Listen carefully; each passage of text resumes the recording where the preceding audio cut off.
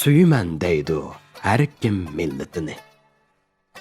Milletni satquchimu deydi shuni. Suyishning rast yolg'ini shundan ayon, yemdi yo'q milletining qayg'usini. Tillasang hamon boshqa milletni sen. Bulamsan milletingning qahramoni. Milletga boshlab kelar yetimchilik, milletning mundoq nodon mehriboni. O millet butunlayla doshqal bo'lib, bu millet kamkutsiz oltin emas. O millet pagodiki paloz bo'lib, bu millet to'rgula xos to'rdun emas.